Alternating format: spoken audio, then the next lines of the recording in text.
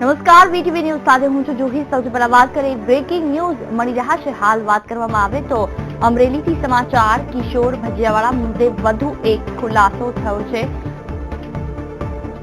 60 વર્ષ પહેલા ભજીયાવાળા પરિવાર ઇંગોરાળા ગામમાં રહેતો હતો। ઇંગોરાળા ગામમાં પણ તેઓ ફુલેકુ ફેરવી ચૂક્યા છે। 60 વર્ષ પહેલા દિવાળું ફૂકી ઇંગોરાળા ગામ છોડ્યું હતું। કિશોર ભજીયાવાળા મુદ્દે વધુ એક ખુલાસો થયો છે, જેમાં કિશોર ભજીયાવાળા અમરેલી જિલ્લાના ઇંગોરાળા ગામમાં રહેતો હતો અને તેઓએ દિવાળું ફૂકીને ઇંગોરાળા ગામ છોડ્યું હતું। કિશોર ભજીયાવાળા ઇંગોરામાં 5 ગુંઠા જમીન ધરાવે છે। 60 વર્ષ પહેલાની જો વાત કરવામાં આવે તો ભજીયાવાળાના વડવાઓએ આ ગામને 60 વર્ષ પહેલા વ્યાજખોરીની જાળમાં ફસાવી અનેક મિલકતો પડાવી લીધી હતી અને ત્યારબાદ આ ગામ છોડીને ચાલ્યા ગયા હતા। ઇંગોરાળા ગ્રામ પંચાયત અને ખાંભા મામલતદાર કચેરીના રેકોર્ડના આધારે જાણવા મળ્યું છે કે કિશોર ભજીયાવાળા અને તેમને પરિવારના નામે 5 ગુંઠા જમીન આવેલી છે, જે વર્ષોથી પડતર હાલતમાં છે। આ વિશે વધુ વાતચીત કરવા કેતન બગડા અમારી સાથે ફોન લાઈન પર। કેતન, ખાસ વાત કરવામાં આવે તો વધુ એક કિશોર ભજીયાવાળાને લઈને ખુલાસો। ઇંગોરાળા ગામમાં તેનું ક્યાંક ને ક્યાંક કનેક્શન હોવાનું બહાર આવે છે। જમીનને લઈને શું છે આ બાબતને લઈને સમગ્ર માહિતી? જી જણાવ્યું કે વીટીવીની ટીમે જ્યારે ઇંગોરાળા ગામની મુલાકાત લીધી ત્યારે કિશોર વડેરા, જે કિશોર ભજીયાવાળા તરીકે અત્યારે સમગ્ર મીડિયા જગતમાં ચકચાર મચાવી ચૂકી છે, આ ગામની મુલાકાત લેતા એના સ્થાનિક લોકોએ તેઓનો રોષ ઠાલ્યો હતો અને વાત કરી હતી કે 60 વર્ષ પહેલા તેમના જે વડવા હતા તેઓ પણ આ જ ધંધો કરતા। તેઓ પણ 60 વર્ષ પહેલા અનેક લોકોનું ફુલેકું ફેરવીને અનેક લોકોને વ્યાજખોરીમાં સપડાવીને અહીંથી ચલાવ્યા અને ત્યારબાદ બોમ્બે જઈ અને સુરત વસવાટ કર્યો હતો। જી જી બિલકુલ, ખાસ વાત કરવામાં આવે તો જે રીતે કિશોર ભજીયાવાળાના ડોક્યુમેન્ટ તમામ તપાસવામાં આવ્યા ત્યારે કદાચ આ વાત બહાર આવી છે। કેટલી જમીન ઇંગોરાળામાં કિશોર ભજીયાવાળા અને તેના સંબંધીઓના નામે છે અને તેને કેવી રીતે પચાવી પાડવામાં આવી અને હાલ તેના ઉપર શું કાર્યવાહી કરાઈ રહી છે?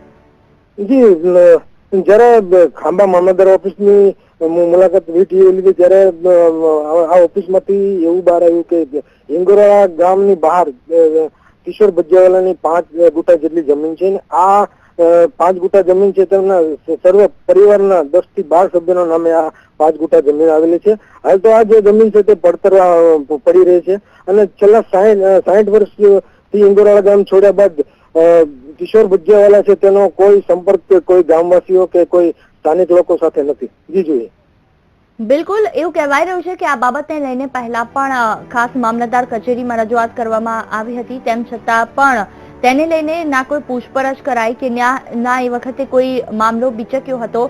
તેનું કારણ શું? શું કિશોર ભજીયાવાળાની ઉપરની પહોંચ બતાવે છે? ચોક્કસથી જણાવ્યું કે ગામ લોકો સાથે વાત થતા તેઓએ જણાવ્યું હતું કે પહેલેથી જ 60 વર્ષ પૂર્વે પણ તેમના જે વડવાઓ છે તેમની ખૂબ જ ધાક હતી।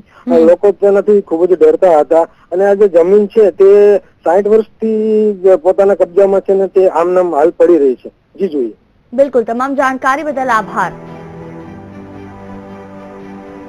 અમે એના મકાન 9ની સાલમાં રાખ્યા। હું નાનો એવો ભણતો હતો એટલે બહુ એ યાદ નથી, પણ એ રાખ્યા એટલું ખબર છે 9ની સાલમાં।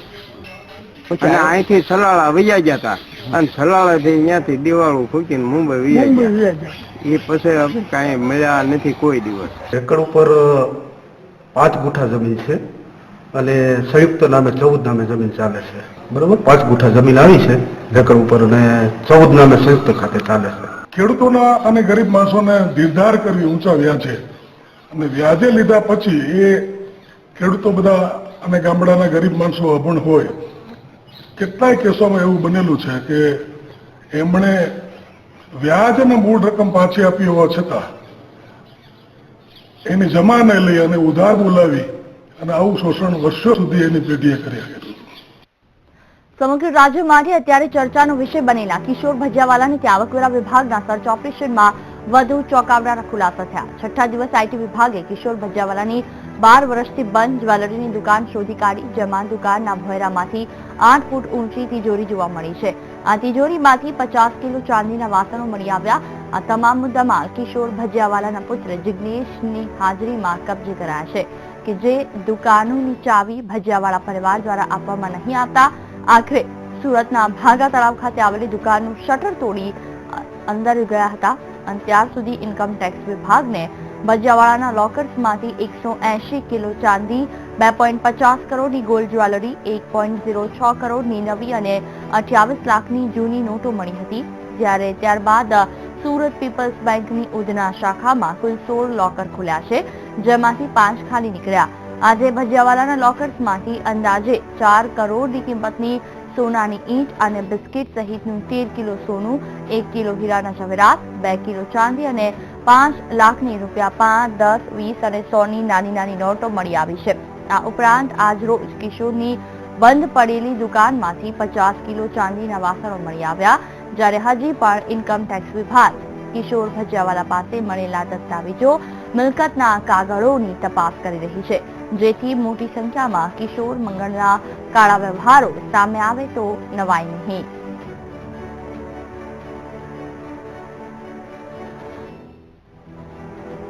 તો અનેક મિલકત દસ્તાવેજ પણ મળી આવ્યા છે, સહિત કરોડોનું સોનું ચાંદી પણ કિશોર ભજીયાવાલા પાસેથી મળી આવ્યું છે. એક સામાન્ય ચા અને ભજીયા વેચતા વ્યક્તિ જ્યારે ધીરે ધીરે ઉપર આવે ત્યારે તેની પાસેથી આટલા મોટા પ્રમાણમાં મિલકત નીકળશે તે ઇન્કમ ટેક્સને પણ અંદાજે પણ ખ્યાલ નહોતો. ત્યારે વધુ ને વધુ હાલ તો તપાસ ચાલી રહી છે.